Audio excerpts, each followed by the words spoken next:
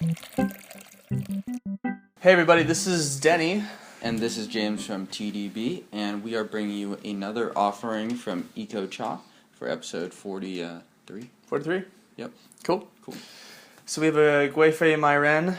Yep.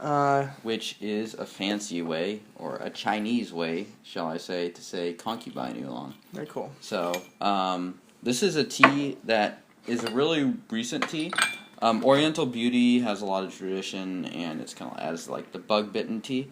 And so, this one is the bug bitten. Yeah, this one's also bug bitten. Right. So this one, so Oriental Beauty Concubine, I mean, kind of derived. It's like a play on words off of kind of like the same thing.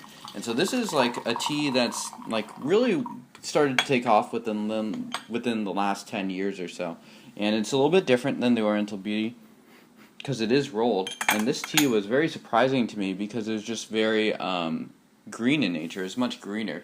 The Gui Fei Mei Rens I'd had before were more roasty and yeah, it is more. And this one is high mountain, which also makes it unique, and is also just lighter in oxidation. And I found this tea to be very quite pleasant. Now I don't recall the exact preparation methodology in terms of the name, but I believe it's the same, right? It's that it's treated without pesticides. Correct. Yes. So that there's a possibility for the leaves to be bitten. Yep. And then the same chemical reaction takes place, producing something of sort of a sweeter nature. Yeah, exactly. Okay. It's the exact same insect too. One of the primary differences is this usually has a little bit lighter oxidation, as we can see from these greener leaves, and it's rolled. Cool. I guess this one's a higher mountain one too. Yeah, it is, which is rare. Usually, this tea was kind of created as a response by farmers in Dongding to high mountain tea, just because there's more room for experimentation and stuff, trying to differentiate themselves from like the really green ones, because they didn't have the same elevation. Mm-hmm. But this one's actually grown at a higher elevation, which is cool. And how would you describe a traditional tasting green Taiwanese Oolong, James? Well, traditional tasting, well, it's got kind of like light, crisp. Well, technically there is no traditional Taiwanese high mountain oolong. That's true. Because it's like 25 or 30 years old. But these days it would be associated with very, very green, lightly oxidized teas, much less oxidized than this tea. Mm-hmm. And just in terms of flavor profile, you're going to get kind of that crisp vegetal, creamy, savory, really tasty. Yeah. So I'm asking as a primer because I'm interested in seeing how this differs. How the processing method could affect it. Absolutely. I think we'll probably feel more sweetness coming off of these leaves just from the increased oxidation, as well as the insect bites. It's my primary guess. Yeah, let's give it a go and see.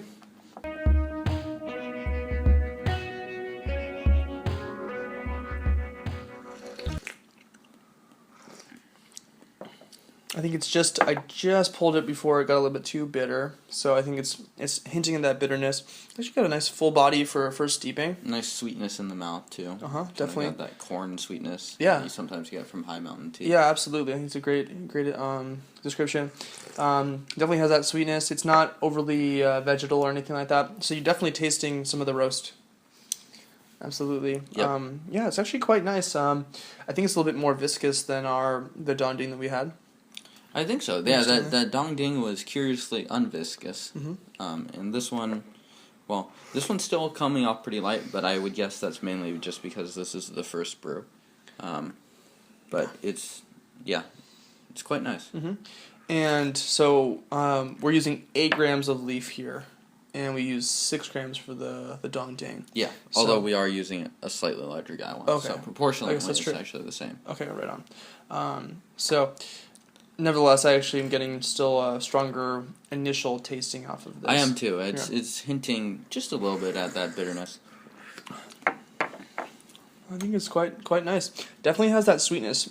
You'll get a little bit of that kind of faint sweetness, kind of like a honeysuckle sweetness off of some of the greener high mountain oolongs. I'm actually just curious to take a look in here too. When you take a look, it's pretty verdant. It's not as striking as a very fresh spring high mountain oolong that was basically untouched.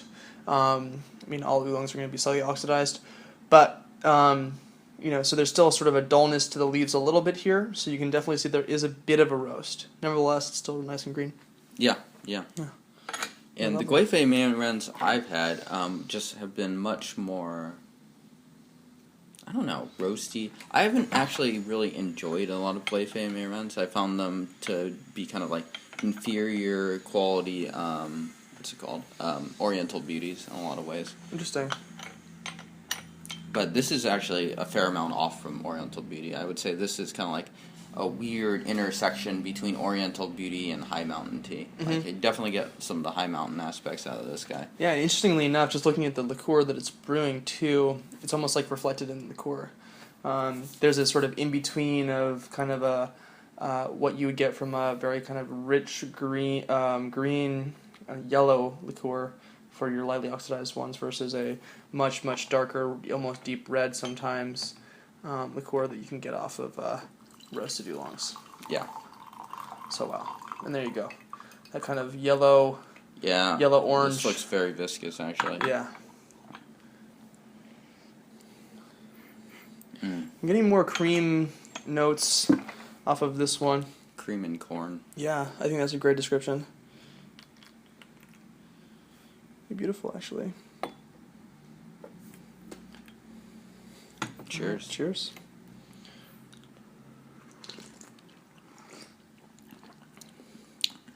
Quite a body.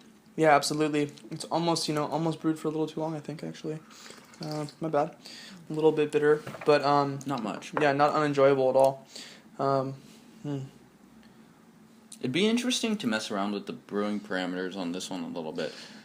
This is our first go at it. Yeah. I bet you could bring out less body and more sweetness if that were what you were interested in, with a little bit less leaf or maybe holding back a little bit on the parameters. Mm-hmm. But going this way, this is a really, really nice, strong body, and you still get some of that sweetness, that corn sweetness and cream. Definitely. I wonder. Yeah, I mean, I've enjoyed a cooler water brewing parameter for Oriental Beauty, and I wonder if this would serve well or fare well under Interesting. that. Yeah. It doesn't look like it needs to be we're super scorching hot. Yeah, we're kind of brewing this according to High Mountain Oolong brewing parameters rather than Oriental Beauty, which we do brew at cooler temperatures, generally speaking. Really lovely. The sweetness, again, corn is the perfect way to describe it. It's not fruity. It's not honeysuckle or honey or anything like that. It's not even like vanilla-y per se. Corn, definitely. It's quite lovely. There's a definite sweetness to this this brew. So for this one, I'm actually going to try to brew it for a little less time. And I'm having you drink every other extra cup here, so beware, good sir. All right. The leaves look to be very good quality. Yeah, absolutely. I think we're seeing that across both teas here from EcoCha. Shout out to you guys, Andy and Dan. Nick. Sorry, Nick. Nick Lee. No, Nick. Nick, what's his last name? Fothergill? Oh. Who's I guess he paired up with some... Yeah, there's a couple other people on their Okay. team. They're a larger team, but Oh, well, thank you to the team over at EcoCha and based in Taiwan. Definitely what I meant. Yeah, we don't have your name written on the little sticky note. Sorry about that. No worries. But So this one's looking a little bit lighter, but still pretty thick. really yellow. Yeah, really yellow. Yeah, really beautiful, deep yellow color. Looks like a flavor of Gatorade or something like that. Yeah, not at all. Yeah. Michael Jordan just pouring Gui Fei Mei Ren over his head during a timeout. That's a great image right Going there. to the hospital immediately afterwards. Yeah. All right. Yeah. So, I don't know what I'm doing. third steeping. Here we go. Yep. Cheers.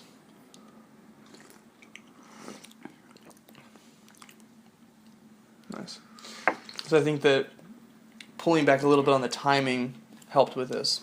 I think the bitterness is not there any longer at all. The body is totally there. And actually, I'm getting a really lovely, lasting, a bit of like a grassy taste. Yeah, a little foresty. Yeah. Yeah, and that's kind of lasting. And when you guys are out there drinking tea of your own, feel free to just think about how flavors and tastes evolve in your mouth. When you feel them in your mouth, that's going to be more of the flavor component. And then, that's going to be more of the taste component. Those are things like bitter, tannin, sweet, umami, although that's a very rare taste to experience in tea. That I can think of. And then also just the tastes and how they last and linger and develop. Yeah, absolutely. Yeah, it's kind of a fun thing to do if you're like us, weirdos. Yep. Yeah. Cool. Well, this has been wonderful. And it's interesting I think this is also, like we talked a little bit about last episode, one of those more fringe teas from Taiwan where... Yeah, this is not something that I feel like you could... this is a slightly unusual tea and kind of an interesting intersection of a couple different Taiwanese teas. Yeah. And quite a nice change of pace for those of you that might drink a lot of Taiwanese teas like us. Absolutely. Anyhow, where can someone find out more about tea? Well, so go ahead and check out TeaDB.org. That is our website, or our YouTube channel. We would love it if you guys subscribe to our YouTube channel. I think we're growing that pretty regularly, and that's been really fun. Comment, please. We love to answer questions. Let us know what you'd like us to do, reviews or otherwise. We have, I think, a couple exciting episode ideas kind of in the process, in the pipe works. Yep. Some lab experiments. Yeah, definitely. So we'll probably end up tasting some... like one tea and doing it a bunch of different ways and seeing how it brews differently. So that'll be fun. And of course, check out EcoCha. Yeah. So there's eco-cha.com. They were so nice to give us, send us a gift, a little small kind of gift sampler. And you get a nice amount of these rolled oolongs, 36 grams, I believe.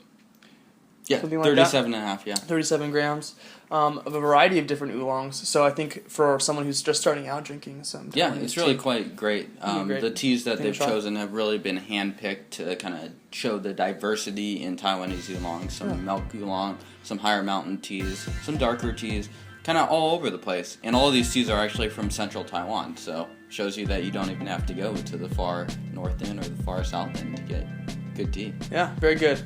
So, we will check you guys out next time on TeaDB, and thanks for watching. Yeah, thanks for watching, guys. Cheers.